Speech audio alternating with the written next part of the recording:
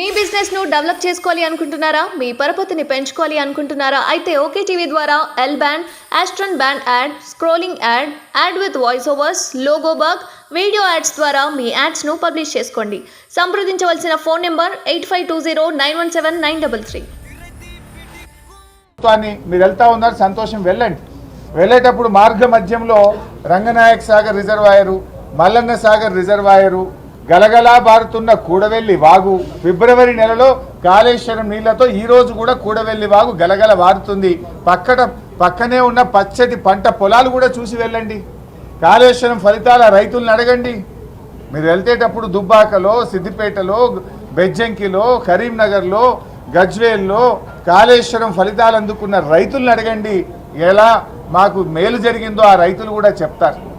ఇలా మొత్తంగా ఇలా నిన్నగాక మొన్న కర్ణాటక నుంచి కాంగ్రెస్ పార్టీ ఎమ్మెల్యేలు వచ్చినారు మన రాష్ట్రానికి. ఒక వారం కింద కర్ణాటక నుంచి కాంగ్రెస్ ఎమ్మెల్యేలు వస్తే ఎక్కడికి పంపినారు? మల్లన్న సాగర్ను, రంగనాయక సాగర్ను చూపించారు. కాళేశ్వరంలో భాగమైనటువంటి రంగనాయక సాగర్ను చూపిస్తే అది చూసి కర్ణాటక కాంగ్రెస్ ఎమ్మెల్యేలు ఇది మహా అద్భుతం అని చెప్పి మనల్ని మెచ్చుకొని పోయినారు. వీడియో ఫుటేజ్ ఉంది, పేపర్లలో కూడా వార్తలు వచ్చినాయి. మరి అవి కూడా చూపించాలి కదా.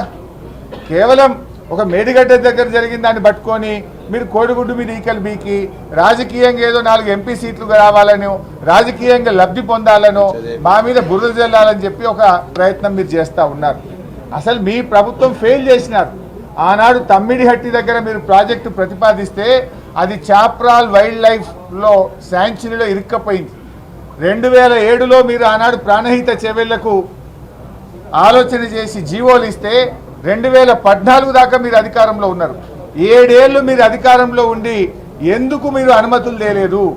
ఎందుకు మీరు తమ్మిడిహట్టి దగ్గర బ్యారేజ్ కట్టలేదు? మహారాష్ట్రలో కాంగ్రెస్ ప్రభుత్వం, ఆంధ్రప్రదేశ్లో కాంగ్రెస్ ప్రభుత్వం, ఢిల్లీలో కాంగ్రెస్ ప్రభుత్వం, 3 చోట్ల కాంగ్రెస్ ప్రభుత్వం ఉన్న 7 ఏళ్లలో కనీసం ఆ ప్రాజెక్టుకు మీరు అనుమతులు కూడా ఎందుకు తేలేకపోయారో ఇలా ప్రజలకు సమాధానం చెప్పాలి. ఆనాడు అసలు నీళ్లు లేని చోట మీరు బ్యారేజ్ను ప్రతిపాదిస్తే దాన్ని రీఇంజనీరింగ్ చేసి సెంట్రల్ వాటర్ కమిషన్ సూచనల మేరకు నీళ్లున్న చోటికి దాన్ని మార్చి ఇవాళ 3 ఏళ్ళు నీళ్లు ఇచ్చి చూపించాం. మేము 3 సంవత్సరాలు పంటలు బండినాయి.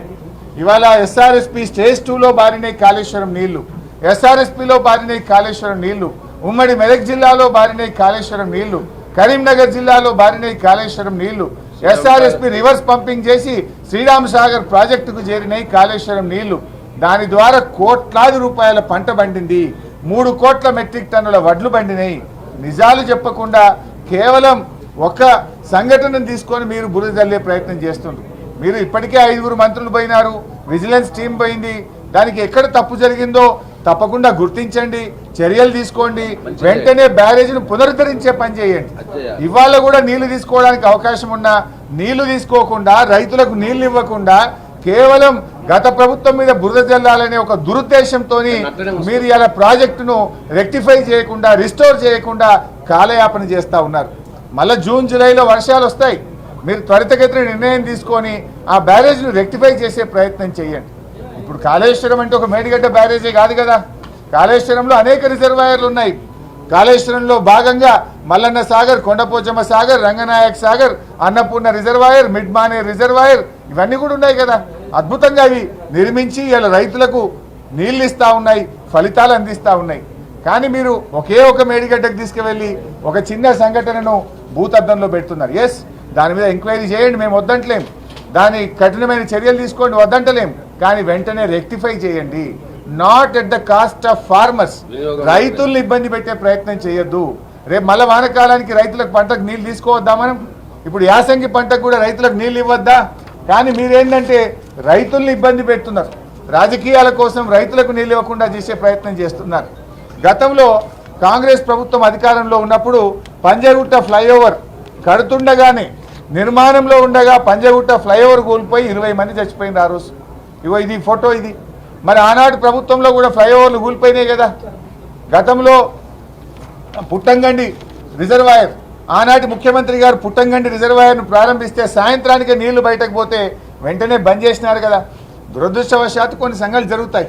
ఆనాడు దేవాదుల్లో కూడా మీరు పంపులు ఆన్ చేయగానే పటాకుల్లాగా పైపులు వలిగిపోయి నీళ్లు గాలిలోకి ఎగిరినాయి, ఆకాశంలోకి ఎగిరినాయి. దాన్ని రెక్టిఫై చేయలేదా? తప్పు జరిగినప్పుడు తప్పకుండా దాన్ని రెక్టిఫై చేయాలి. కానీ మీరు దాన్ని భూతద్దంలో పెట్టి రైతులకు నష్టం చేసే పని చేయొద్దు, రైతులకు నష్టం చేసే విధంగా చేస్తున్నారు. ఇవాళ మీ అన్ని దివాలాకోరు రాజకీయాలు. మేము ముందుగానే నల్లగొండలో సభ పెట్టాము. ఈరోజు కృష్ణా జలాల విషయంలో మీరు ప్రాజెక్టులను కేంద్ర ప్రభుత్వానికి అప్పచెప్పి రాష్ట్ర ప్రయోజనాలు మంటగలుపుతున్నారని చెప్పి ప్రజా ఉద్యమానికి మేము లేవనెత్తినాం.